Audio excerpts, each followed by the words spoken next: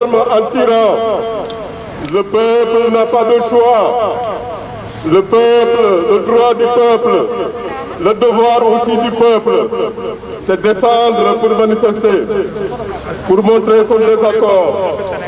Et ce désaccord, nous allons le montrer jusqu'à la fin. Et nous sommes déterminés. Nous sommes là aujourd'hui devant le siège de l'Union européenne. Parce que nous savons aussi que ce complot, dans ce complot, il y a derrière les mains de l'Union européenne, particulièrement la France. Particulièrement la France. Nous voulons nous décoloniser. Nous voulons avoir notre indépendance. Nous voulons avoir notre indépendance complète de la France. Parce que trop longtemps, trop c'est trop. Nous voulons nous décoloniser. Nous voulons avoir notre indépendance. Nous ne voulons plus le franc CFA. Franc CFA dehors. Franc CFA dehors. Mais qui? Mais qui? Mais qui? Sonko! Sonko! Sonko! Libérez! Libérez! Libérez! Libérez! Donc, nous allons donner la parole, Eliman. Pardon. Nous allons donner la parole à...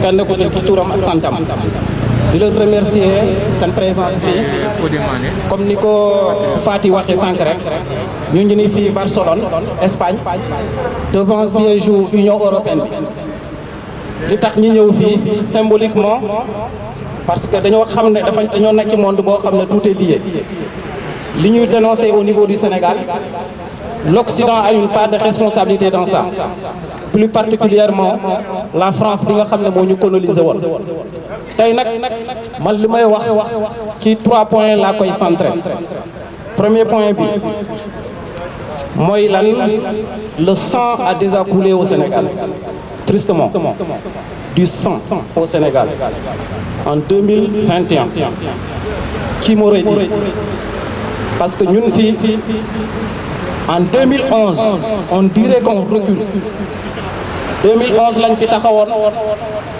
face à la forfaiture bi nga xam ne l'ancien régime bëggoon na ko def on était tous unis pour dire non non par principe non par conviction et non au nom de la patrie de la justice de la démocratie et 11 ans après, voire 12 ans après, nous voilà encore ici, à Barcelone, debout pour les exiger. On ne demande rien, on exige parce que c'est notre droit le plus absolu. Un, que ce régime crapuleux, dirigé par Macky Sall, libère immédiatement, je dis immédiatement, tous les prisonniers politiques arrêtés ces derniers jours. Et je veux citer par là notre frère, l'activiste, le symbole de la résistance, le symbole du patriotisme, le symbole de ce combat anti-français ou anti-colonialiste, le frère Guy Marius Sagna, qui est actuellement capturé et dans des conditions inhumaines, criminelles, au niveau du Cap Manuel. Guy Marius Sagna n'est pas membre de PASTEF. Aujourd'hui, ce combat va au-delà de la personne de Ousmane Sonko. Ce combat va au-delà du parti politique PASTEF. C'est un combat panafricaniste, c'est un combat pour notre dignité collective. Et cette dignité, comme le disait Thomas Sankara, un esclave qui n'est pas capable de se libérer, entre guillemets, ne mérite même pas que personne s'apitoie sur son sort. Madame Birmi, Wolof Ndiaye dañoo ne mbéjum kanam leer na Macky Sall a déçu et il a déçu gravement. Et le plus cynique, ce qui est cynique dans ça, dictateur, Macky Sall, dictateur, merci.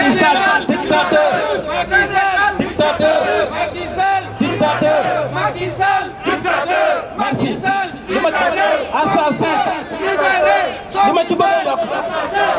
Permettez-moi, le Sénégal traverse des moments sombres de son histoire. Depuis 2 jours, mais nous avons un président criminel qui s'est terré dans je ne sais où. Dañ koy déterrer foofu pour lui dire dégage. Parce que le Sénégal ne mérite pas ça. Il doit dégager au nom de cette génération. Il doit dégager au nom de la démocratie. Il doit aussi dégager au nom de la justice. Comment se fait-il qu'il y ait mort d'homme dans ton pays en tant que président? Les médias en parlent, au niveau international, tout le monde en parle chaque fois. Et on l'appelle président. Président de quoi? De la dictature. Président de quoi? Et donc, combien de fois on parle de viol par rapport au cas Sonko? Mais depuis ce matin, combien de fois ils ont violé notre constitution? Ce sont des violeurs. Ce sont des violeurs. On a devant nous un clan de criminels qui ne peut pas continuer à œuvrer dans ce sens. Et il faut que le peuple soit debout. Je termine sur une note pour dire que les combats se gagnent par anticipation. Macky Sall est en train de jouer un sale jeu. Macky Sall joue salement. Si on gagne ce combat-là, on est en train de gagner d'avance par participation sur la probabilité de se présenter pour une 3e candidature. Mais si on échoue, il va encore continuer à nous piétiner. Il n'a aucun respect pour ce peuple-là. Alors, disons-lui, Macky Sall, doyna.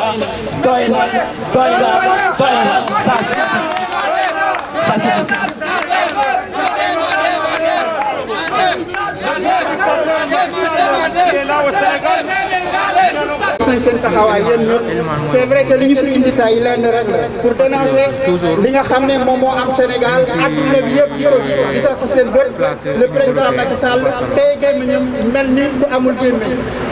L'heure a sonné pour que le peuple jël ses responsabilités. Tubaab dafay wax ne la souveraineté au peuple te yaakaar naa ne loolu yéen ñi nekk fii ñëpp démontré ngeen ko ñi nga xam ne ñoo nekk Sénégal aussi démontré nañ ko donc wax ji du gudd du ma ci yàggal damay jox keneen ñi nga xam ne ñoo nekk ci liste bi ñu jël la parole pour wane seen naqar pour mettre li nga xam ne aussi moom moo am Sénégal. Mais dans tous les cas li nga xam ne moo ñu indi fii dañuy exiger la libération immédiate de Ousmane Sonko, la libération immédiate de Guy Marius Sagna, la libération immédiate de tous les prisonniers politiques. Donc nous disons non, libérez Sonko.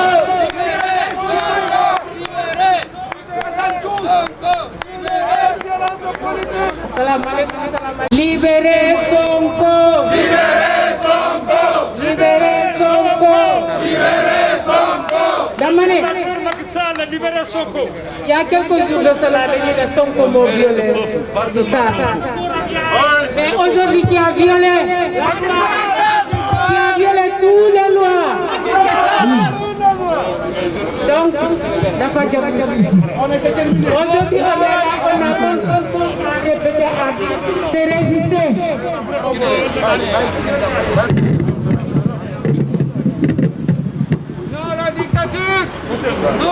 Aujourd'hui, on connaît qu'un seul mot. Cette mot, ça s'appelle. Àddina gis nañ tey Macky Sall lu mu def. Presque dañoo séquestré woon Sonko tey. On a presque séquestré Sonko. Donc, doy na. On veut la libération des détenus politiques immédiatement, dans l'immédiat. Guy Marius et compagnie. Sénégal dañoo sonn on dit non à Macky Sall. Libérez Sonko, démission Macky Sall. Démission Macky Sall, démission.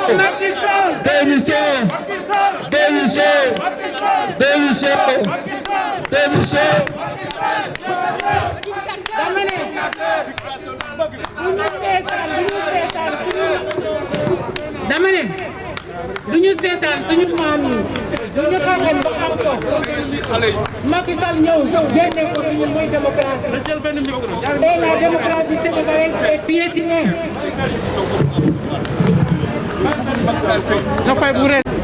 tey bu ñu tëjee seen TV loolu mooy lan tey bu ñu tëjee Walfadjri loolu mooy lan est-ce que c'est la démocratie est-ce que c'est la démocratie où sont notre droit où est la liberté où est la liberté tey man sax su ma bëggoon woo sama papa dama ko bëgg a woo dama ko mën a woo parce qu'il a peur pour bu waxee dara bu wax ñu ñëw jàpp la où est la démocratie doy na dafa doy dafa doy dafa doy non à la dictature non à la dictature non à la na dem na dem na dem na dem na dem na dem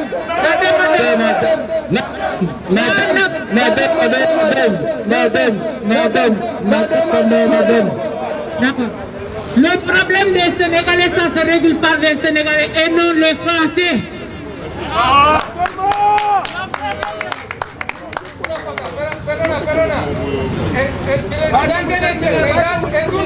Les problèmes des Sénégalais, ça se règle pas. Avant-hier, on a vu les militaires français. Qu'est-ce qu'ils ont pu chercher là-bas?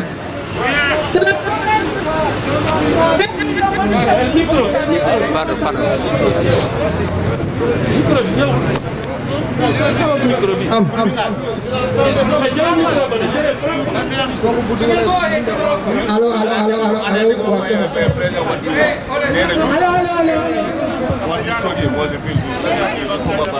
D'accord. Donc maintenant, on va faire passer la parole à M. Malik Manga. Malik Manga. Allô. Señores senegaleses que están aquí todos, hoy este día es un día muy grande.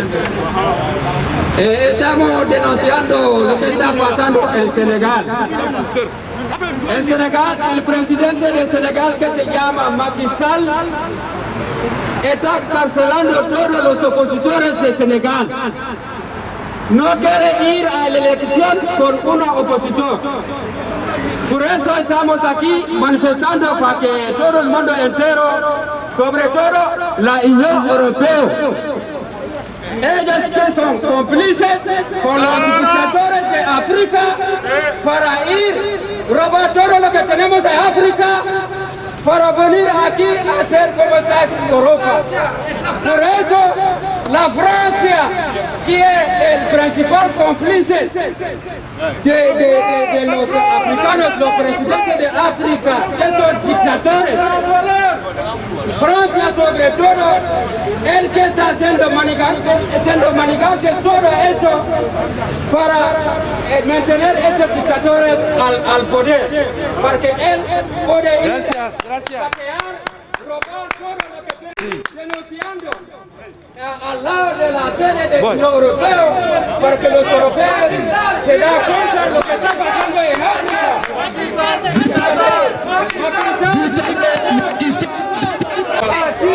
¿Cuánto?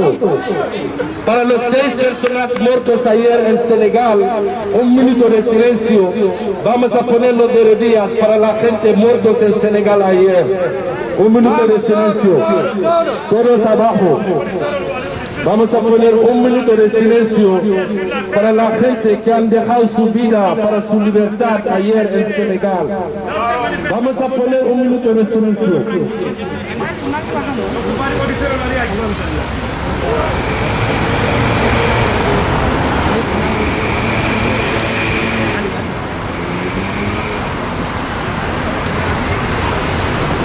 Gracias.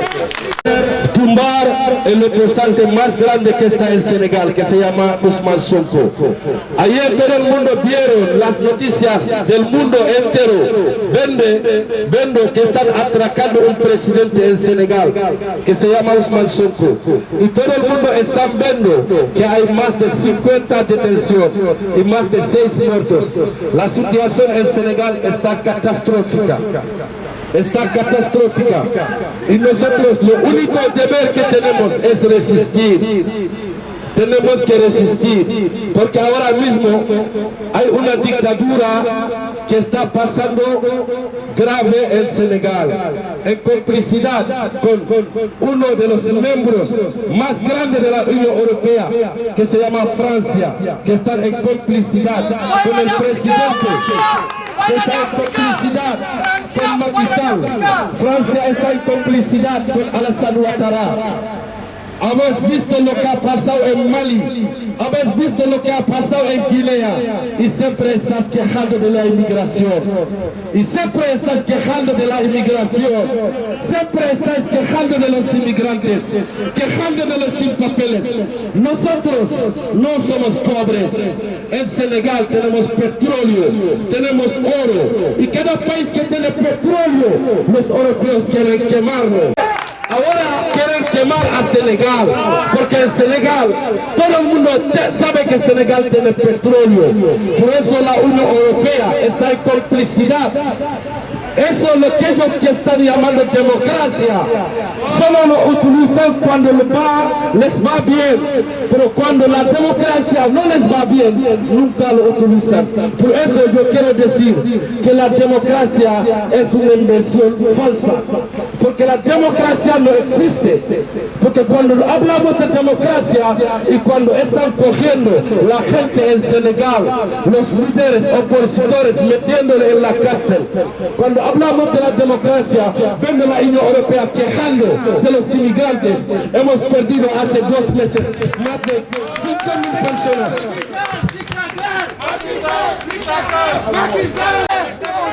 Macky Sall, dictateur! Macky Sall, dictateur! Libérez Sonko! Libérez Sonko! Libérez Sonko! Libérez Sonko! Libérez Sonko! Libérez Sonko! xam nañ ne lii dafa ñaaw bëgg a foyee suñu démocratie lii duñ ko nangu. Je suis Guy Marius Sagna, je suis Assane Diouf, je suis Clédor Sène, je suis Ousmane Sonko. nañu bàyyi démocratie bu ñu foyee. Macky Sall dictateur la mais li mooy lan complot boo xamante ne nii viol c'est un dossier boo xamante ni dafa fit ñëpp xam nañ ne sell la mais léegi lan la ñu bëgg mooy colomotif ko xam nga tëj ko à vie bu ñu nangu loolu noonu na ñëpp jóg taxaw bu kenn nag yàq alalu jàmbur bu kenn sàcc mais li nga xamante ne nii loolu la ñu yoon may mooy nañ ko def résistance taxaw xeex suñu démocratie mu jëm kanam di wax nag ñi nga xamante ni ñooy nerveux yi ku ci moytuwul barki alquranul karim dañ ko gis ay nit yoo xamante ne nii ñàkk fayda amuñu lenn lu ñuy def mooy ñu leen di fay ay 15 000 la mooy 15 000 di attaqué ay nit wala man ni ma toll ma ci jàpp billaay lii wala ni ma fekk Sénégal et di wax ne xoolal li fi nekk mooy nañ ko waate ne Macky Sall c'est un dictateur. Macky Sall c'est un dictateur. Libérez. Libérez. Libérez. Libérez. Libérez. mais lii dafa ñaawal di ñaanal yàlla ñi nga xamante ne nii faatu nañ yàlla leen yàlla yërëm xaare leen ak kenn lii c'est responsabilité état di wane nag ñun duñu dellu ginnaaw. Libérez Sonko. nañu libéré Sonko. li yëpp c'est un intérêt France ñoom ñëpp ñu ngi foo ak seen armée ñun nag duñu wax français wolof la ñuy wax ñëpp dégguñu libéré sans condition dañu war a libéré ki nga xam ne mooy Sonko libéré libéré wasalaam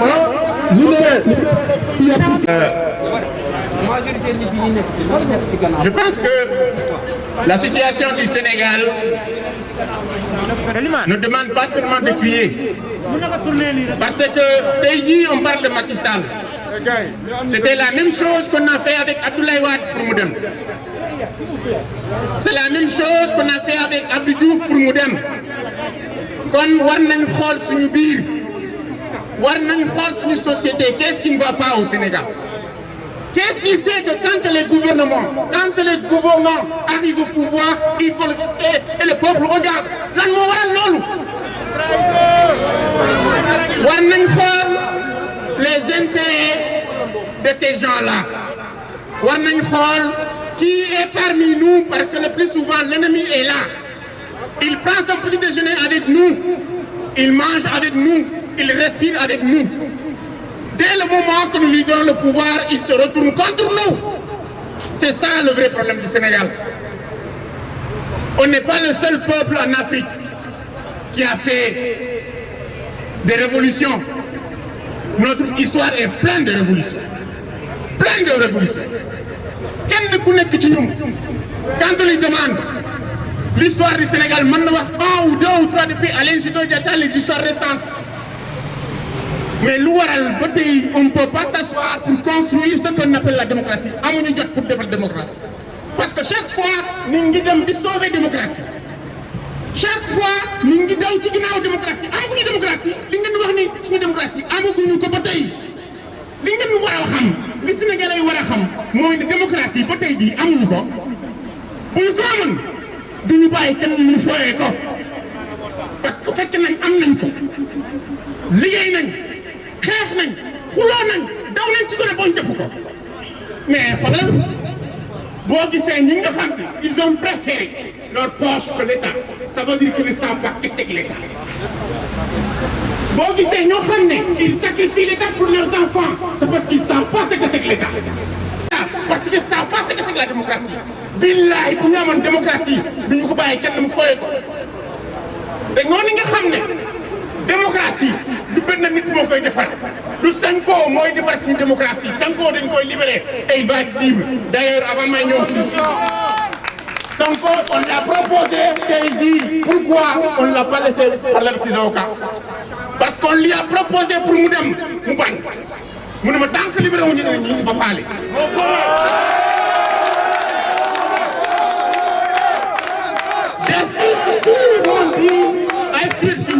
ay suuf yu wóor nee nañ ma Sonko dañ ko dugal parce que bëgguñu avocat yi ñëw ko pressionné pour mu liggéey nii ko xoolal affaire bi jeex na booy di nga dem sagale non man dama fa dem fii lay des tant qu'on laisse pas les autres sans condition de vote. Alors le problème aujourd'hui au Sénégal c'est quoi? Ce n'est pas un problème de Sonko, c'est un problème de société. Je veux dire quelques mots en espagnol parce qu'il y a aussi des Espagnols qui sont parmi nous et qui ne comprennent pas ce qui se passe dans nos pays. Il y a des Catalans qui sont parmi nous, ils ne savent pas ce qui se passe dans nos pays. Et ce qui est clair, c'est que toute l'humanité saura ce qu'on fait maintenant parce que les réseaux sociaux sont là pour ça. Macky Sall lui-même a dit, il dit que maintenant, les élections ne peuvent pas être truquées, on ne peut pas faire n'importe quoi parce qu'il y a le clic des réseaux sociaux. Ce qu'il n'a pas compris, c'est que les réseaux sociaux, ceux qui les manipulent, c'est des enfants qui sont nés en 2000. Ce qu'il n'a pas compris, c'est que ces réseaux sociaux ont fait des enfants aussi dans la société. Et ce qu'il n'a pas compris, c'est que ces enfants-là n'ont pas de prix. Djend Adji Sarr, Nessan. Je suis désolé, on a entendu toutes les justices du chat de Soubil depuis le début. Compatriotas, para los que hablan español, voy a decir 4 cosas, simplemente lo que ocurre en Senegal. A un señor llega al poder, para mantener al poder, simplemente coge los opositores, los mete a la cárcel. Lo hizo para renovar su mandato y ahora quiere violar la Constitución para mantenerse al poder. Para este mantenimiento al poder, lo que nosotros necesitamos que la gente entienda para que algún día, si ven a los pateras llegando a sus fronteras, que no que se quejen, porque sus gobiernos, sus mandatarios están compinchados con nuestros gobiernos para violar nuestras constituciones, para violar nuestras leyes, para mantener a unos gusanillos al poder que sí les dan de comer a ellos y a vosotros los españoles, los catalanes.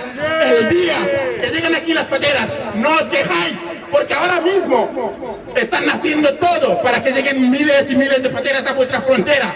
Levantaros, venid a la calle. Eso es lo que queremos deciros. Gracias. moom mi nga xam ne amul dara lu mu def Sénégal lu dul dictature boo xam ne bu ko Abdoulaye Wade defoon noonu kenn du ko xam ba koy fal Macky Sall na libéré Sonko bañ a taal suñu dëkk parce que Sénégal pays de la teranga la jàmm moo ko mos a am te jàmm lañ bëgg suñu dëkk na libéré Sonko Macky Sall bu fekkee yow le 3 mars la xam ak yow problème nga wax ñu ko le 3 mars 2013 nga tëjoon Karim Wade kenn waxul dara le 3 mars 2017 nga tëj Khalifa Sall kenn waxul dara le 3 mars 2021 nga tëj suñu leader Macky Sall demal Macky Sall démissionnaire nga génn suñu Sénégal dañ la ko joxoon ci jàmm demal ci jàmm ak salaam bañ a taal suñu dëkk merci beaucoup rek la Buenas tardes a todos. Vale, maa ngi exprimé olof maa ngi nuyu ñëpp sénégalais et sénégalaises maa ngi leen nuyu ñëpp ku xam ne ñëw nga fii wala ñëwuloo parce que am nañ ñeneen ñi sax ñu ngi liggéey ba léegi wàcc wuñu man daal vraiment dama kontaan seen teewaay fii tey vraiment dama kontaan trop bu ngeen xam loolu maa ngi leen jaajëfal loolu parce que da ngeen bàyyi seen liggéey ñëw fii lu tax ngeen ñëw fii parce que Sénégal moo leen ñor xam nga ne boo gisee ñu laam-laamali yëpp parce que gouvernement bi nekkul ci dëgg Vale, donc li ma bëgg a wax mooy daal suñu institution parce que mooy suñu antérieur réunion bi ci France Catalogne mais tey li ma institution yi ma bëgg a wax mooy daal président de la République monsieur Macky Sall et son gouvernement ñaareel bi mooy les corps de contrôle mooy la police les gendarmes et l'armée en question et ñetteel bi mooy population sénégalaise li ma leen bëgg a wax mooy bu njëkk bi mooy Macky Sall fu mu toll nii moom xam na ne ak gouvernement bi dañu échoué dañu dem à l'écart li ma war a wax mooy daal ñu fexe comme li ñu gis barke démb ak tey sénégalais xale yu xam ne parce que gis naa benn xale bu xam ne amul sax 6 ans xaw ma lox bi la wala bal bi wala pétard bi wala fétal bi moo ko daal vraiment maa ngi ñaan Macky Sall ak gouvernement bi ñoom xam nañ léegi mënutuñu nañu démissionné nañu dem léegi bu loolu pare gouvernement bi ñu dem parce que ñu ngi yor Sénégal léegi ñun yëpp nous sommes témoins de cela bu ma génnee foofu ma ñëw ci corps contrôle yi mooy la police gis nañu police bi ñu leen def loolu sax dafa ñaaw parce que police dafa war a taxaw bu nit ñee manifesté ñu ne leen li ngeen yàq li yéen ñoo ko bokk waaye ay télé ay bal ay bay réel loolu policier du rôle bu ñu ko xamul nañu leen def loo nañu ko wax mais xam naa ne si peut-être loolu la léegi ak armée bi donc armée bi lay wax ñoom tam ñu gis ne Sénégal ñoo ko bokk ñu def lu xam ne suba képp ku xam ne du ñu tasee du ñu ruusante wasalaam asalaamaaleykum ku sénégalais a tantatu tout e jole yola la tata mati problème est après dans la dictature Macky Sall et on m'a topé Ousmane Sonko après dans la jeunesse la résistance de tout la tata ban pour le travail Macky Sall na dem Macky Sall na dem Macky Sall dégage et il faut que la jeunesse amul delloo ginnaaw fii benn Macky Sall jël bagaasam dem kenn du dellu ginnaaw France ku ci ndokkeel maa ngi gëjoon wala ca nawet France magasin France yu nekk Sénégal yoo tout yabel ci lu passé communiste yabel tout affaire ci ministre transport yi ci lu passé yabel tout tata tam duumaaña makka alaaj ba dem ka jaw ci Canada ko bàyyi Le perdre a perdu notre petit frère. Il y avait 4 morts. Nous, bu ñu bàyyee lii set ñun ñii dinañ am problème parce que xale yu ndaw dañuy jaay seen bakkan ngir Sénégal kon nag ñun tamit duñu dellu ginnaaw xale yi dem nañu kon nag duñu bàyyi lii dem nii il faut ñun xeex day final ba Macky Sall dem voilà. Tous pourquoi nous sommes là. C'est juste pour dénoncer la violence qui existe au Sénégal de toutes ses formes.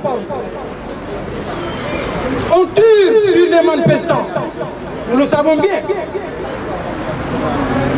On a des prisonniers. Et je pense que nous sommes là pour libérer, pour demander la libération de nos prisonniers. Et pour dire au gouvernement du Sénégal de cesser de violer les manifestants qui manifestent pour leurs droits, nous le savons bien. D'habitude, nous ne manifestons pas ici. C'est à Place Catalunya que nous manifestons. Mais vous savez pourquoi nous sommes là aujourd'hui ici? Devant le bâtiment de l'Union européenne. Vous savez pourquoi? Nous venons pour dénoncer l'Union européenne de garder un silence sur la situation qui existe au Sénégal. C'est à dénoncer. La sourde oreille. Le problème du Sénégal, bel et bien, il y a de cela un mois. Il y a le silence dans l'Union européenne. L'Union européenne qui voulait instaurer la démocratie dans tous les pays du monde. Nous voulons leur dire qu'il n'y a pas de démocratie au Sénégal. L'Union européenne qui parle de droits de l'homme, nous les dénonçons qu'il n'y a pas de droits de l'homme au Sénégal. L'Union européenne qui nous parle de la liberté d'expression dans tous les pays, nous dénonçons qu'il n'y a pas de liberté d'expression au Sénégal. L'Union européenne qui a aidé la population de l'Irak à faire partir, à tuer Saddam Hussein parce qu'il était dictateur. Nous le dénonçons qu'il y a la dictature plus pure au Sénégal. L'Union européenne qui a fait tuer Kadhafi parce que c'était un dictateur. Nous leur disons qu'il y a encore la dictature plus pire au Sénégal. Pourquoi la seule oreille de l'Union européenne? Pourquoi? Donc nous dénonçons, nous sommes là pour dénoncer le silence et la seule oreille de l'Union européenne sur cette affaire. Il y a la complicité de l'Union européenne. Nous dénonçons cela. Ils n'ont qu'à réagir. Ils n'ont qu'à réagir. Sinon, l'immigration qu'ils refusent, qu'ils soient là, l'Espagne, je demande en premier temps, l'Espagne va appartenir aux étrangers, noirs. Parce que nous avons laissé, on est en train d'aider le gouvernement sénégalais à massacrer ses fils, qui n'a qu'à réagir. Et ce sera que j'ai comme message à vous adresser.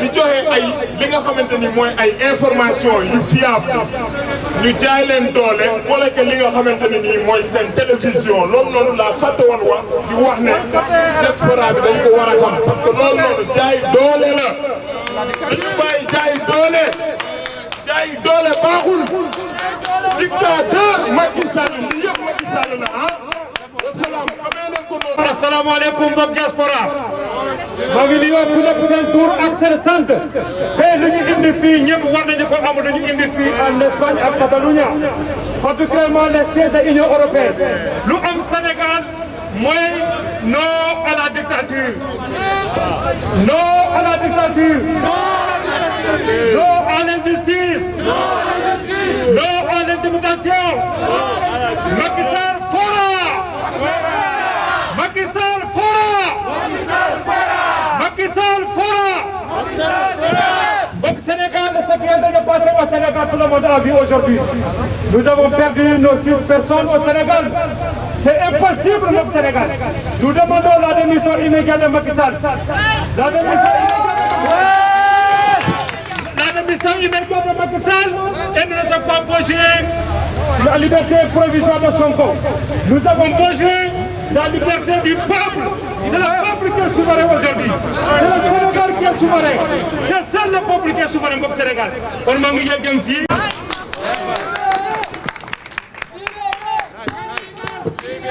Sonko libéré, Sonko Macky Sall dictateur. Asalaamaaleykum Sénégal, asalaamaaleykum diaspora bi. alhamdulilah rabbil alamin ñu ngi sant yàlla bu baax ba xol yëpp ñu àndee ñu def fii ci diaspora bi ni ñu koy defee nii ci Barcelone na ngeen xam ni ñu ngi may woo di ma envoyé ay vidéo loolu dafa am rek ñetti points yoo xam ni dama ci bëgg insister en tant que sénégalais. Premièrement, le problème des ethnies.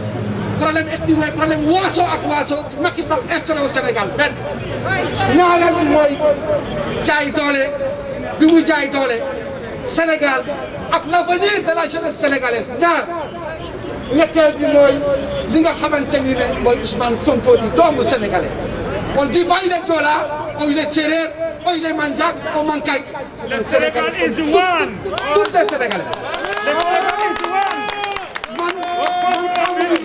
Je parle au nom de toutes les Haalpulaar, particulièrement au nom de tous les Sénégalais.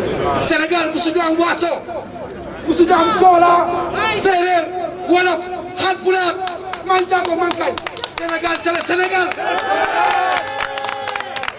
Man mii di wax ak yéen en tant que Haalpulaar sama yaay samay papa samay maam ma ñuy voté Macky Sall en 2012 je l'ai dit attention kii bu ngeen ko votalee ba mu jëmee réew mi xamu leen ko. Il n'a jamais fait la prison, Macky Sall. Il n'a jamais manifesté, Macky Sall.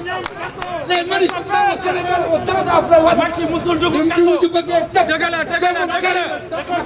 n'a jamais.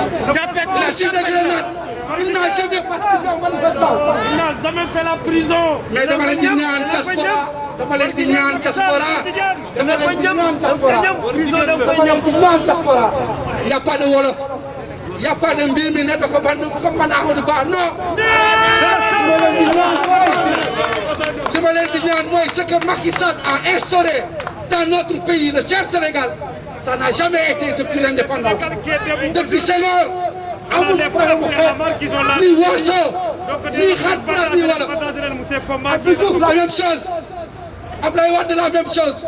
Le seul président boo xamante ni on avait l'espoir envers lui parce qu'il est né après l'indépendance. Macky Sall est né après l'indépendance. On avait un espoir sur Macky Sall.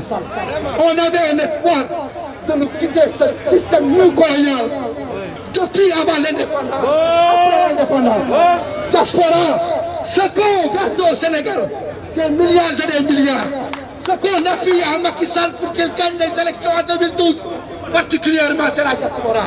Wolof, Séeréer, Mandiang et aussi la justice sénégalaise. Macky Sall, Macky Sall, Macky Sall,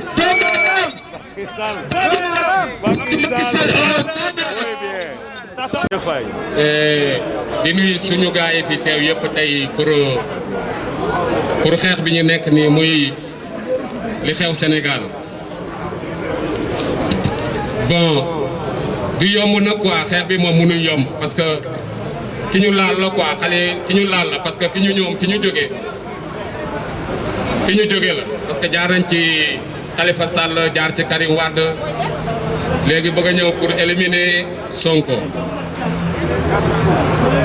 ñun Sénégalais yi moment bi ñu toll nii c'est le moment pour ñun ñu jot suñu bopp xeex bi moment bi ñu toll nii gañe nañ ko actuellement nii population gañe na xeex bi population sénégalaise gañe na xeex bi ak diaspora bi.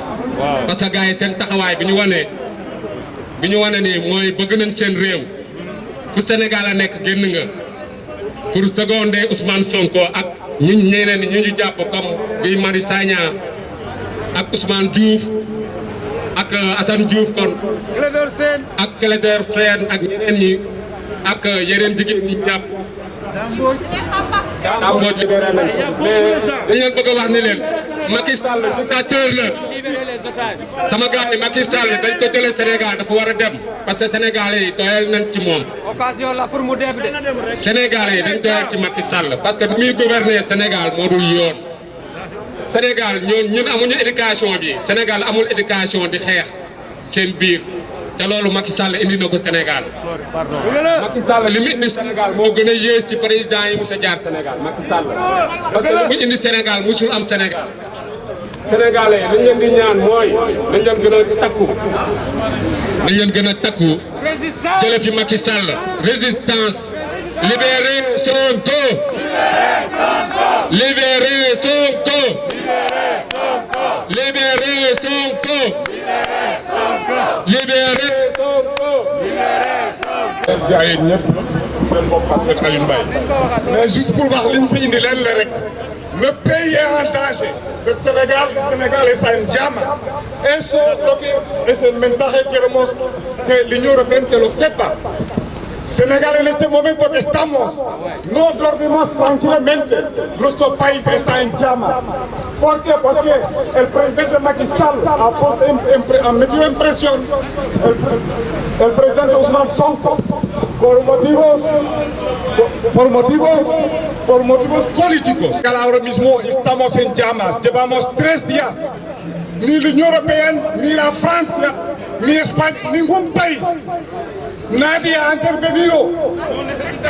Es ahora o nunca que digo que el país está en llamas.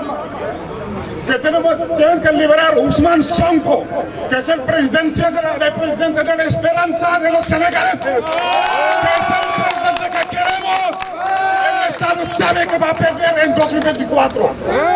Solo es para sacarlo fuera en 2024. Eso es lo que pasa. Son las flamas y van a venir más acusaciones, van a venir más acusaciones, más mentiras. Solo quieren sacarlo de rango político. Y le digo una cosa, no es que nos interesa la persona de Ousmane Sonko, es su programa. Es lo que nos han puesto en la mesa, es lo que ha puesto en la mesa. Senegal, no somos pobres, somos muy ricos. Pero tenemos cabrones. En Senegal tenemos cabrones, gente que no quiere en su país.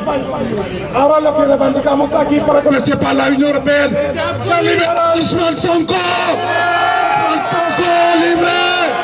¡Ousmane Sonko libre! dama bëgg nga liimalaat ma li nga waxoon fii nga ne Karim Wade kañ lañ ko jàppoon. le 3 mars. Khalifa Sall kañ. le 3 mars 2017. kii Sonko keroog bañ ko jàppee kañ la. 3 mars 2021. boo compté intervalle par combien de temps la. chaque 4 ans. tey naa leen wax lu yéeme li ngeen xamul ci Macky Sall. Macky Sall c'est du ritualisme. da koy renouveler chaque 4 ans. faaw mu jàpp nit ku am poder ci Sénégal ci nga xamante ni nit ñëpp dañoo teg bëtam ci moom nit ñëpp dañoo am yaakaar ci moom. te loolu bu ñu koy tudd chaque jour bu ñu yeewoo nañu tudd ay bërëmam dina toj boo gisee muy toj léegi nen ya ñu tojoon ak lu bëri nen lay bañ a dégg Macky Sall. ay fait du ritualisme maa leen ko wax. ku bëgg nag jóge Sénégal comme ngeen ne di ngeen soxla même bu nekkee Europe di ngeen ko ñëw jël si. ñëw leen jël si ma fii fi ma ne ni samay rak samay mag yi di jaay seen bakkan man tamit fii ma ne ci Europe maa ngi jaay sama bakkan ñooy leen jël si ma ñu ñëw daje c'est pas de hasard hasard amu fi chaque 4 ans nga jàpp opposant bu gën a fort chaque 4 ans xalaat leen bu baax. waaye laal nga nag sa doomu bàjjen Macky laal nga sa doomu bàjjen laal nga laalaat dañ ko doon wax yàgg na waaye gëmoo ko li nga gis am na un jour nee naa la Macky boo laalee Sonko di nga gis li nga musul gis sa àdduna te gis nga ko tapet bu bon bi nga door saa yu jëkk bi na ree takk nga daw dem toog sa tur bu nduuf fi ñëpp teg ko France waaye di nga dellu si waat fekkaat ni Sénégal te léegi kenn soxlaw si tax bu yóbboo nga yem fa boo ñëwee xaw ma fooy dugg de waaye du pale bu soobee yàlla ngay du pale ngay dugg Macky Sall dégage yow ak sa France ko France ko dégg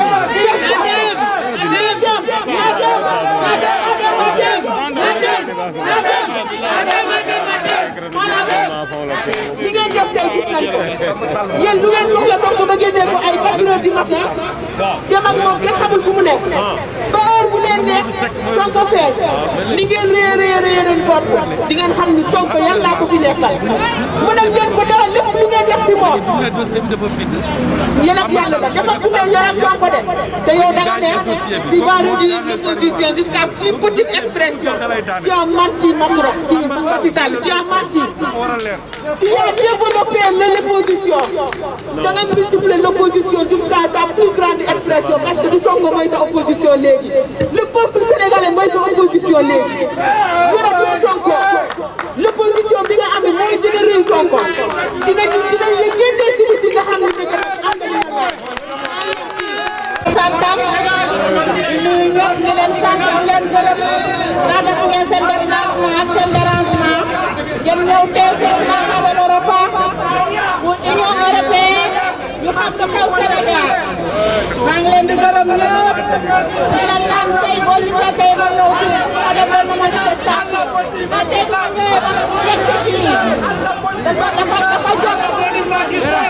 jot parce que tey bi ñuy xeex jigéen ñi bi ñuy xeex tey jigéen moo jur Macky Sall Sonko jigéen a ko jur Macky Sall jigéen a ko jur Adji Sarr jigéen a ko jur kon jigéen bi ñëw centaine doomu Casamance jigéen bi ñëw centaine doomu réew mi di ko yàq di wax loo xamante ne amul Sonko ñun xam nañ ko man mii di wax ak yéen xam naa koy Sonko waaye ma mën a wax yëpp xam naa Sonko fu mu juddoo fu mu yaroo xam naa fan yëpp xam naa lépp maa doon sëy kon man xam naa koy Sonko danaa ngi dégg mais jarul wax ni ay luy jëm ci kanam mais yàlla rek ay Macky Sall dictateur Macky Sall dictateur Macky Sall Macky Sall ngir Sonko léppay leer Macky Sall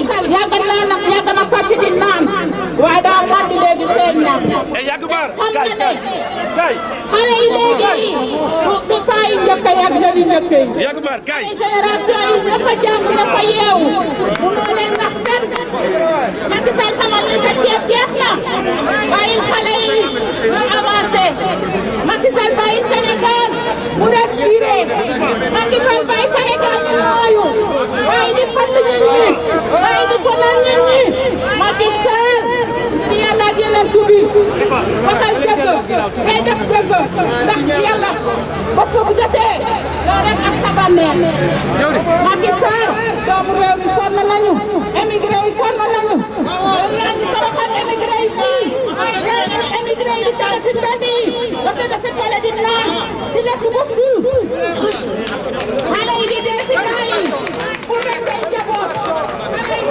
naa bi ñu lekk ñu ngi dee si gaal yi pour rek su tubay seen njaboot yow nga danga sa tole di lekk ba mu neex ba pare di toroxal doomu aadama yi nga foog loolu dina la ji lu la musal ji da nga ba fan ba si ban ba fan si ba fii tey dem nga waaye su wax mi ngi ñëw tey Sonko a ngi nii munoo fi dara mu dul dul moom ko rek mu yàq gis leen benn pays francophone bu développé l'unique pays francophone qui est développé en Afrique c'est le Rwanda.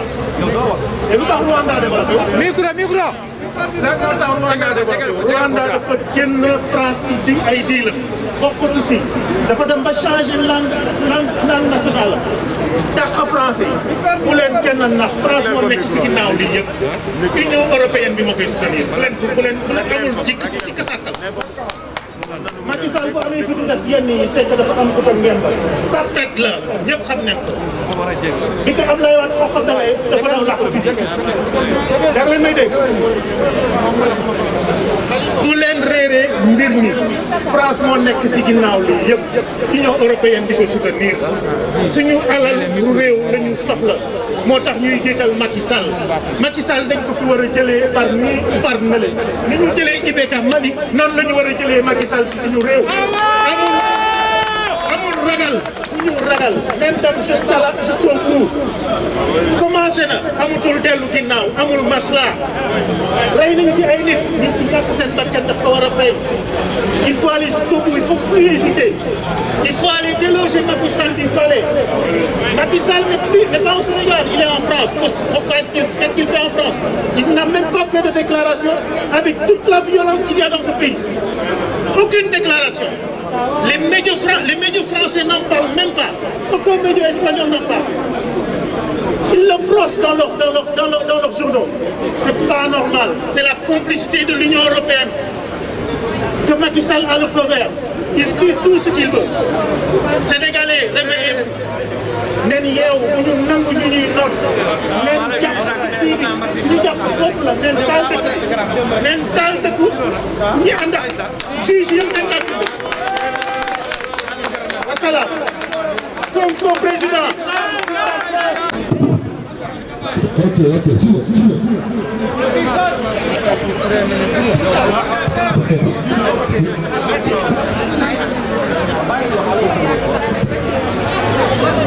Assalamu alaikum wa rahmatullah. Un poco de silencio, un poco de estéreo, por favor. Oye, que no estamos aquí para tontear, ¿verdad o no? Por favor, hola, hola, hola. Hola, hola, hola. Hola, hola, hola. Hola, hola, hola. Eso es. Es solamente. Yo préfère, je vais parler en français quoi. Parce que je crois qu'on a déjà tout dit. Ce qui est important. Macky Sall démissionne. Parce que là, il y a la bonne Macky Sall. am na benn génération sénégalais boo xamante ni moom dafa avant dimanche Macky Sall day dem soit day dem Sénégal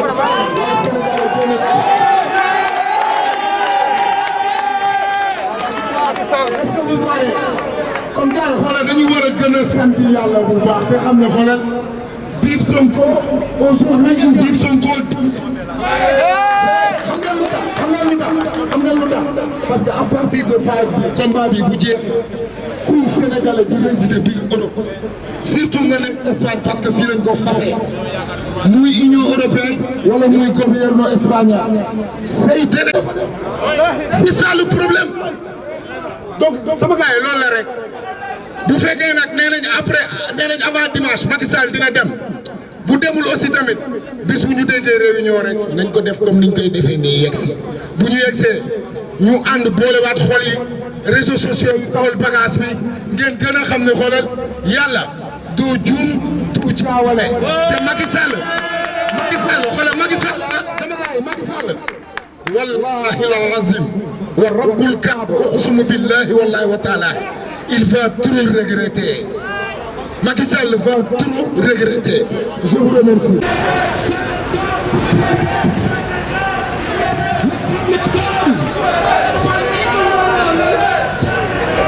gis ngeen fii place Union européenne moo nekk nii gis ngeen fii li ñuy respecté nit ñi gis ngeen fii auto policiers yi gis ngeen ñu ngi jàpp seen jàmbur policiers yaa ngi nii taxaw ñu ngi taxaw di ñu xool di ñu garder di ñu surveiller donc bu fekkee ne Sénégal lii amul donc nañu respecté na ngeen jël exemple policiers yi nekk fii Europe donc gis ngeen moo tax vraiment sincèrement ñu ngi fii gis nga mbooloo bi ñun yëpp ay Sénégalais la vraiment et puis en face Union européenne.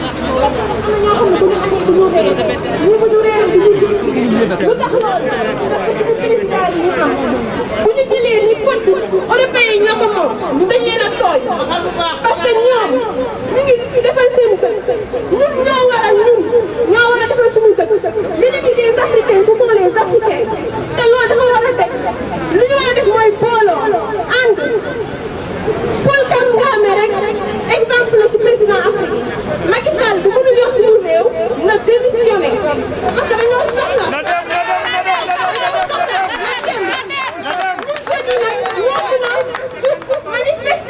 parce que tubaab bi duñu ko defal de ñi français yi ñi catalan yi ñi espagnol yi ñun ñoo ko mën a defal suñu bopp révolution français yi yéen a ngi koy fàttali bi français amee monarchie dañ koo dindi def républicain donc nag ñun dañoo soxla suñu dëkk Macky Sall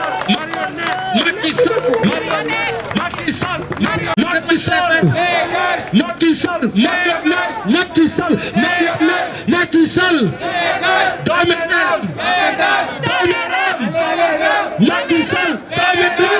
Sall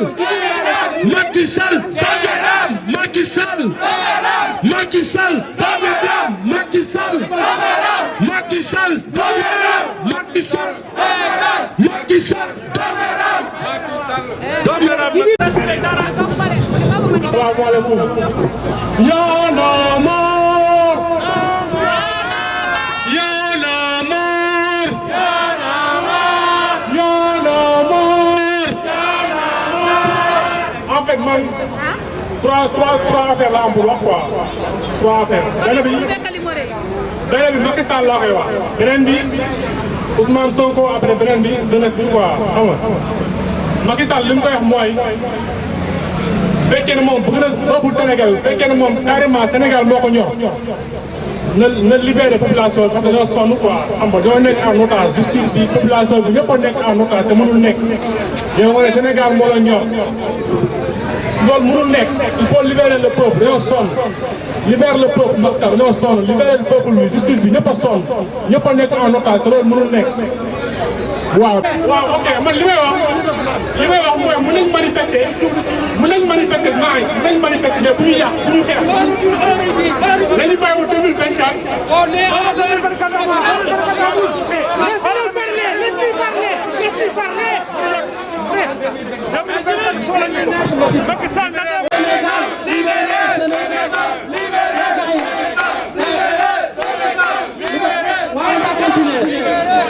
yaram yi tàng nañu parce qu'il y a trop d'injustice au Sénégal. Ça peut se comprendre. Il y a un peu d'énergie et plus d'énergie dans les airs. Comprendre nañ ko. Ça arrive. Nañ baaluwante. Après on continue. Tension bi ça se comprend. Nous sommes ensemble les gars. Il ne faut pas entrer pour nous dugg ci détails yi s'il vous plaît. Tension bi c'est normal parce qu'il y a trop d'injustice là en face. On donne la parole. mën naa wax bu juróom-ñaar laaj su ma mayee ñaar wala ñett mën naa ko ëppal ndax wax nañ fi Joola wax fi olof wax fi séeréer mais dégguñu Pël dégguñu Saraxule dégguñu Basaari dégguñu Manjaan donc war nañ ci wax yeneen làkk yi nit ñi mën a comprendre man damay présenté wu te maa ngi tudd Almami Dabo représentant Teranga Sénégal coalition Jotna coalition bi dañuy ñëw pour soutenir Sonko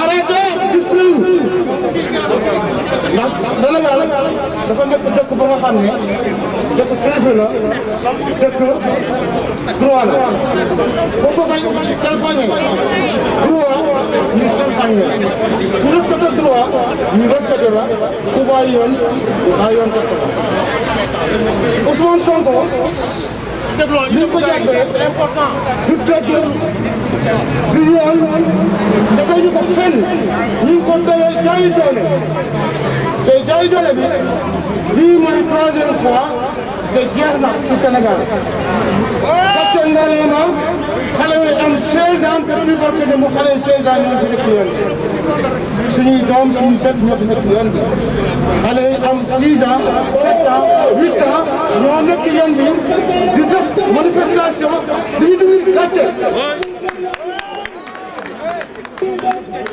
suñu jigéen ñi xam ne gàcce ngalaama suñu jigéen ñi gàcce ngalaama yàlla ngeen jëf amu leen morom yéen a yore suñu kër yi yéen a yore suñu togg yi yéen a yore suñu yére suñu génn bu ñu seen rafet jël nañu ko jox et gàcce ngalaama luñ fi yëngati jigéen ñoo nekk premier li ñu yëngal Sénégal jigéen ñoo nekk premier kat kon gàcce ngalaama jërëjëf jëf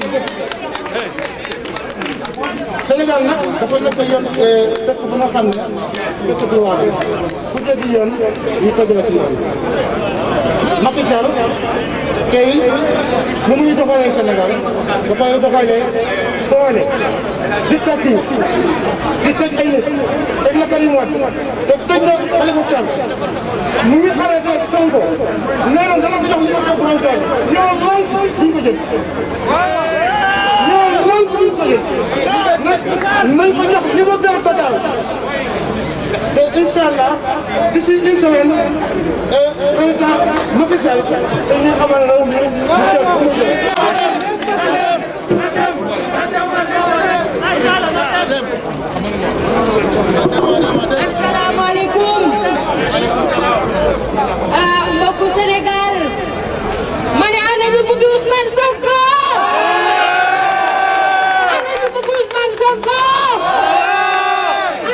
Sénégal ana ñu bëgg Sénégal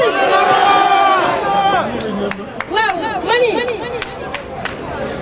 ñun waa Sénégal sonn nañu suñu doom yi sonn nañu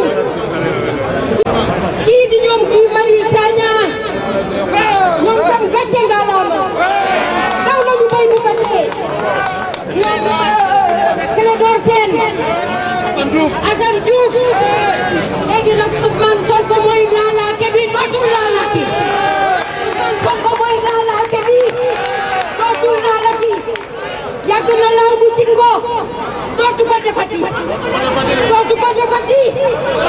ma ne Sénégal jàmm la ñu bëgg dinañu am liberté Sénégal vive la liberté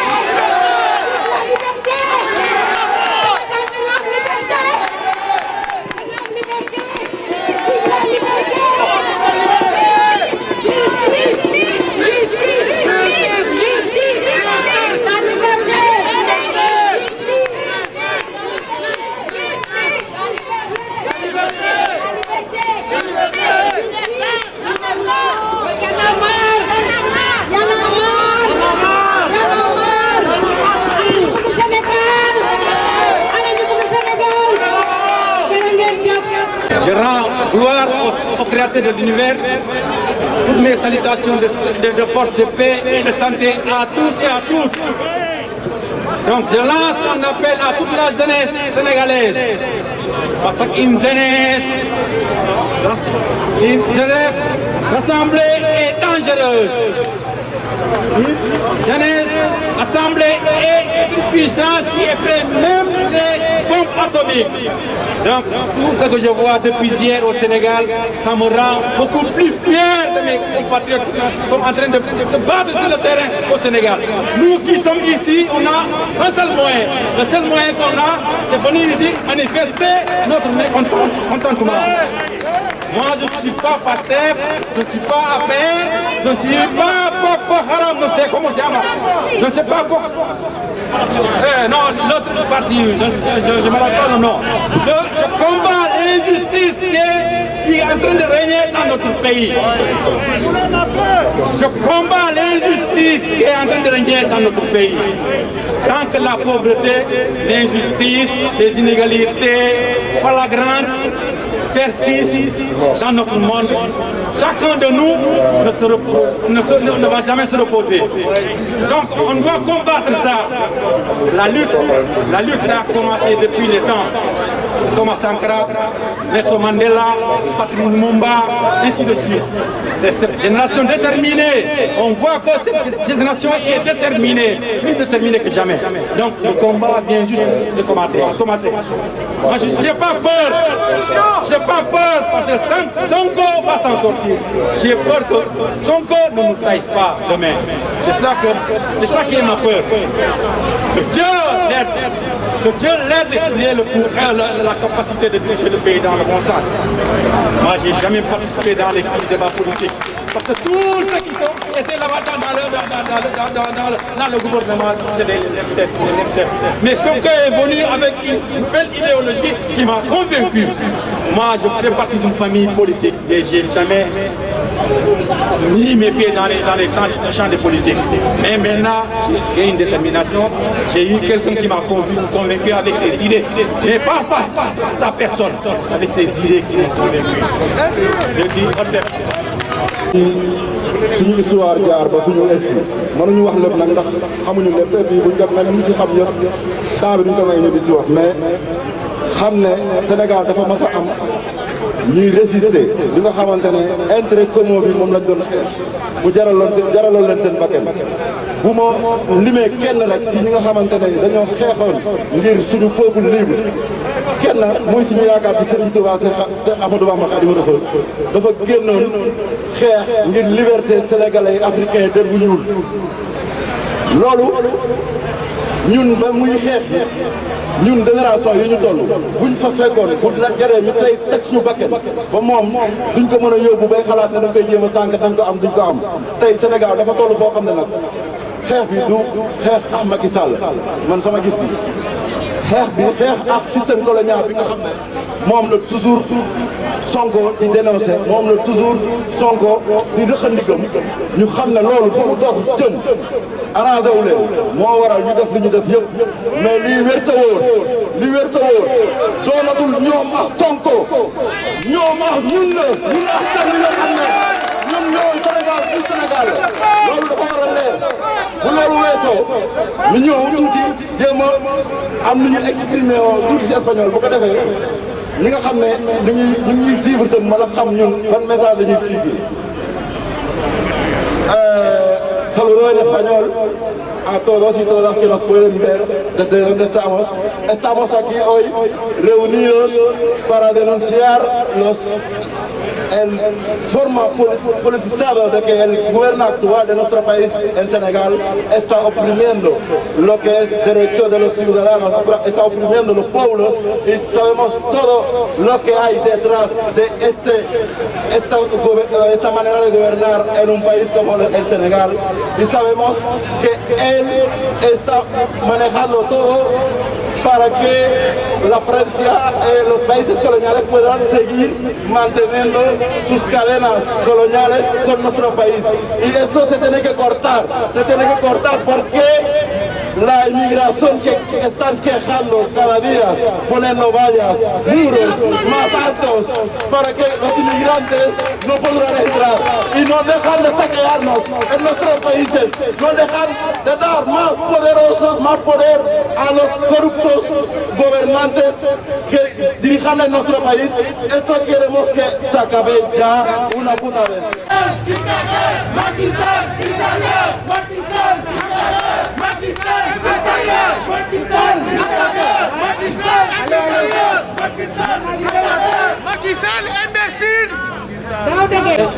Llevamos varios años reivindicando el derecho aquí en España, pero si una cosa pasa en Senegal, tenemos que unirnos, tenemos que levantarnos y lucharnos, porque la libertad, solamente una cosa se puede dar, es la revolución.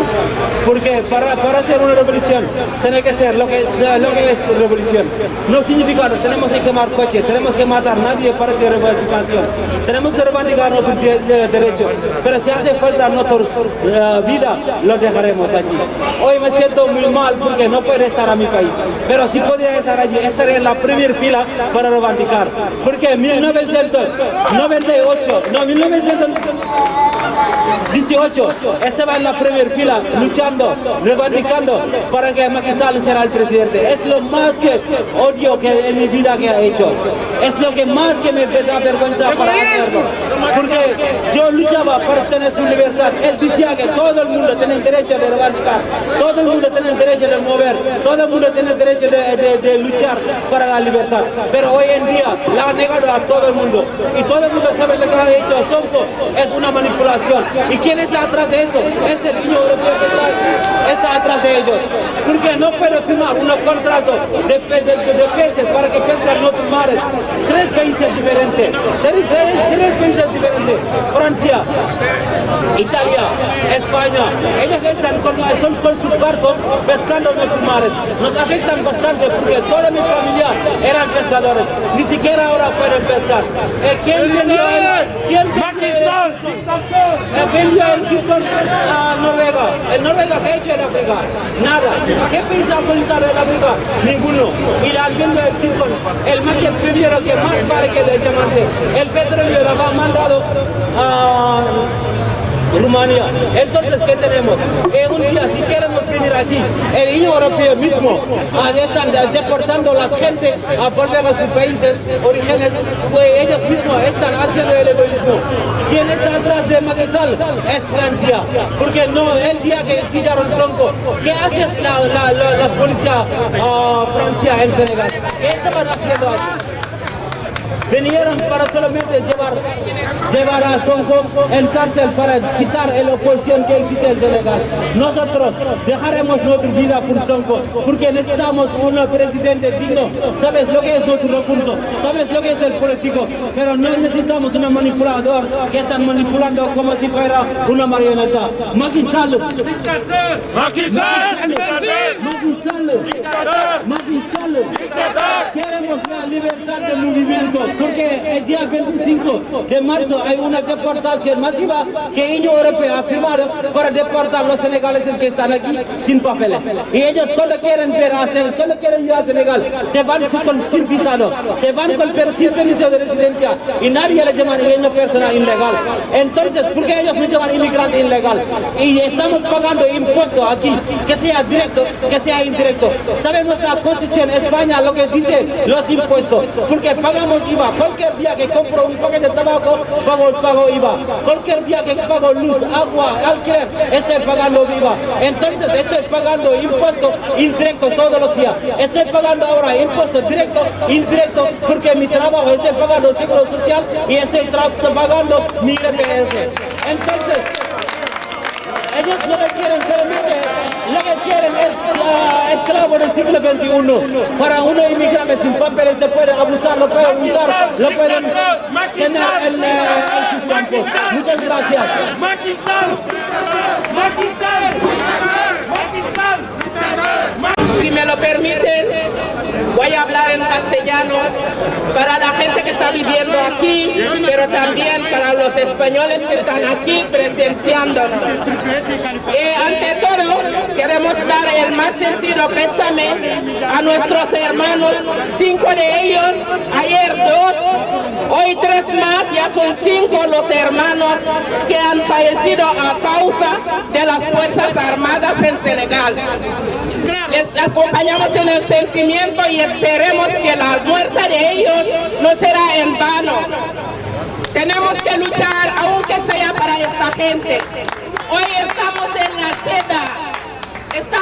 la sede de la Unión Europea para alzar la voz y para que nos puedan escuchar lo más lejos posible. Estamos viviendo en un país de opresión, oprimido por un señor, un impresentable, que voy a llamarle porque me sé su nombre de sobra, el señor Macky Sall. Macky Sall, ¿en qué idioma te vamos a poder decir? Porque en hebreo no podemos. Te lo hemos dicho en francés, en moro y en cristiano. Macky Sall, no queremos de ti. Vete ya. Lo que estás haciendo, estás intentando matar a la democracia. Y te digo una cosa, señor Macky Sall, eres muy poquita cosa para poder matar a la democracia senegalesa, porque ya venimos luchando desde los años 60 hasta el día de hoy. No te vamos a dejar matar a nuestra democracia. Y no quiero ser muy larga, pero no podía hablar sin mandar un gran homenaje a estos hermanos estudiantes que están solos frente a toda una armada Senegal, con el GIGN, con el BIP, con los nervis, todos, pero están luchando por una mañana mejor. Entonces, ¡viva Senegal! ¡Viva Ousmane Sonko! Gracias. Macky Sall, dictateur. Macky Sall, dictateur. maa ngi leen di nuyu bu baax a baax. Liberté.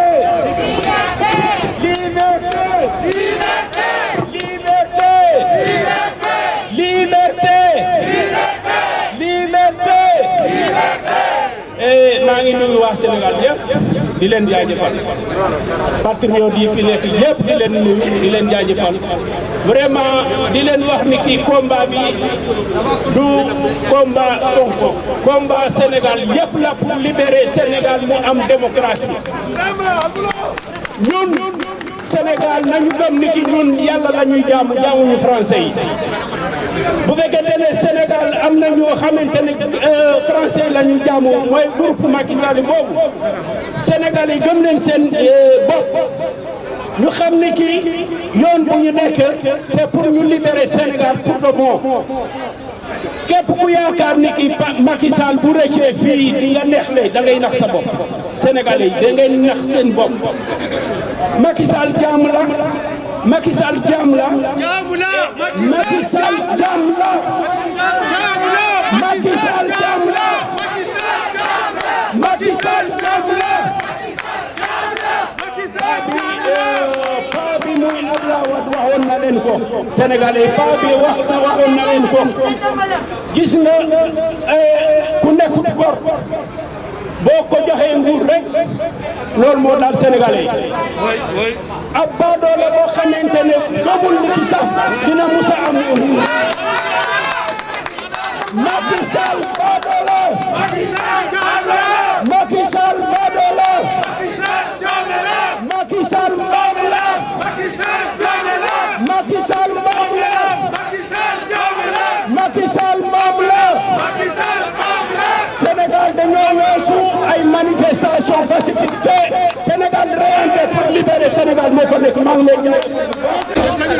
maa ngi leen di nuyu yéen ñëpp ku si nekk sa tur ak sa sant di leen masawu coono ndax tey jour courage la jour liggéey te wóor na ma ne ñu bëri dañoo liggéey wàcc doog a ñëw ñu bëri jógee ba Talla Ganache moom sista bi di Aïcha ñu lay remercier li ma njëkk a wax nag man mooy Marème Sall sempre man su ma duggee moom lay waxal ndax Marème na xam ne yaay la te suñuy doom daanu nañ fee Sénégal sama xol fees na ci Marème ba nga xam ne man yaay ju ñàkk yërmande comme Marème Sall mosuma kaa gis xale yi daanu maa ngi leen di ñaanal yal na leen yàlla xare àjjana maa ngi ko métti lu ba sama biir xol métti na ma dara noonu la métti ñëpp une semaine wala une mes a ngi nii kenn nelawul benn yaay nelawul démb barki démb barkaati démb Sénégal benn yaay nelawul ma ne ñii fan la ñu defaree seen xol yi Macky Sall ak Jawara dama leen koy laaj fan la ñu defaree yi xol may wax ak suñu police Sénégal ak gendarmerie dama yaakaar kër yi ma jógee bàyyiwul fa yaay bàyyiwul fa jabar bàyyiwul fa ay jigéen seen i système ndax tiim say rakk bu góor buy jàng di ko dóor fetal foog naa rusul na gàcce la ci àdduna bi yëpp ñu ko dégg ñu ne Sénégal Sénégal ba ñu koy wax dañuy doon wax ne Sénégal réewu teraanga la réewu jàmm Sénégal boo xiifee dugub kër goo dugg da ngay lekk mais loolu jeex na ci Sénégal xam nga suñu bopp ñun ñan lañ fi doon man damay rus fi mu toll nii sax bu ma rombee ba ñu ne foo dëgg sax damay bëgg a dëgg Gambie ndax dafa dëkkaat Sénégal ndax xaw Sénégal di la Macky Sall il va dégager Sonko nan ko génne immédiatement génne ñi fa dugg yëpp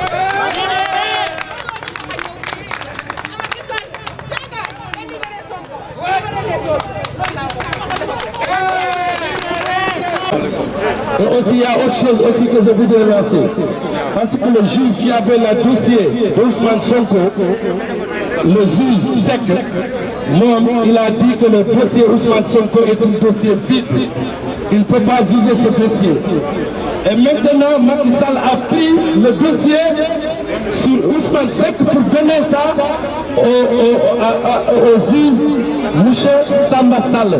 On sait que c'est en train de mettre un complot. Et nous, on va résister. Et on est prêt pour la mort. On est prêt pour la mort. Ici, on n'est pas là pour chanter. On n'est pas là pour faire du cinéma.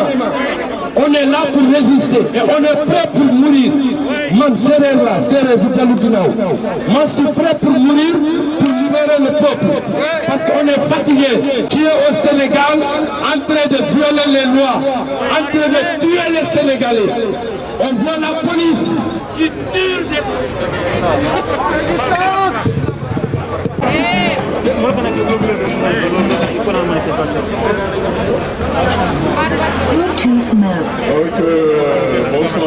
Nous sommes vraiment satisfaits parce que c'est le message que nous voulons venir devant le siège de l'Union européenne pour les informer de ce qui se passe.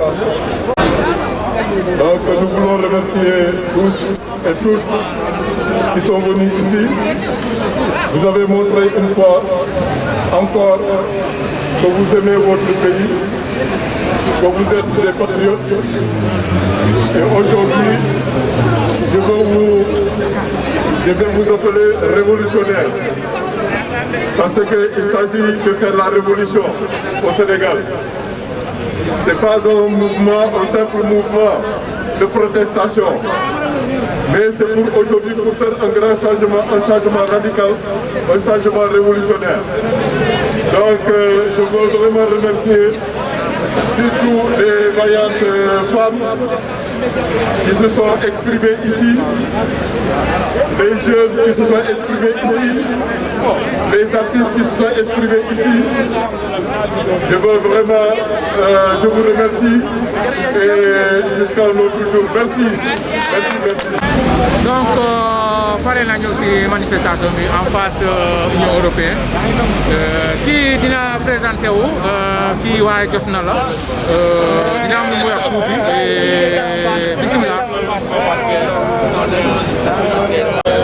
maa ngi tudd Armand Dabo di nekk représentant Teranga Sénégal bu diaspora Barcelone et coalition jot na suñu président moo tudd docteur Ablaye Niane moo nekk président coalition jot na parti Teranga Sénégal maa ngi nuyu ñëpp di gërëm ñëpp di baalu ñëpp te li ñu fi indi tey ci Barcelone te li fi ñëw manifestation pour libérer Sonko dafa mel ni Sénégal justice bi amatul jaay doole moo fi am ndax nit ki soo ko ooyee justice oo la kaay uyu te borom bañu ñëw uyu am na droit yoon bu ko neex mu jaar mais yow munoo di ne amul autorisation di jaar bi yow yaa koy ne na jaar yoon bi na jaar yoon bi loolu justice bi ñu ko defee teg ñu ko ci yoon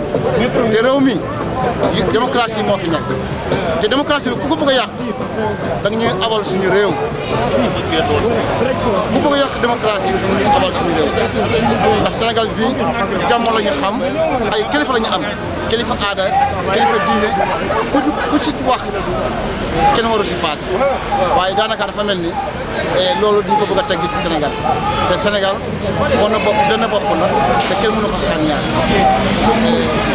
Sénégal mii ñu ngi fi tolloo jamono bu toll nii xale yaa ngi dee xale yaa ngi gaañ nit ñaa ngi sonn nit ñi xiifuñu hôpital yi baaxuñu suñu amuñu santé bu baax dafa mel ni boo jëlee benn boucher nga indi ko ci santé nga ne ko ni opéré doomu aadama kooku da nga ko bëgg a rey santé bi mooy problème d'abord ndax Europe fii liñ fi njëkk a xeex mooy xiif ak santé njàngam xale loolu lañ njëkk a xeex ci Europe fii ñun Europe fii bu ñu fi nekkee fii liñ fi nekk xeex liñ fi njëkk a xeex mooy santé xiif njàng moom lañ xeex Europe fii Sénégal nag njàng bi baaxul hôpital bi baaxul xiif yi dañu ku mu am ndey ku mu amul ndey c'est-à-dire da ngay gis nit ku nga xam ne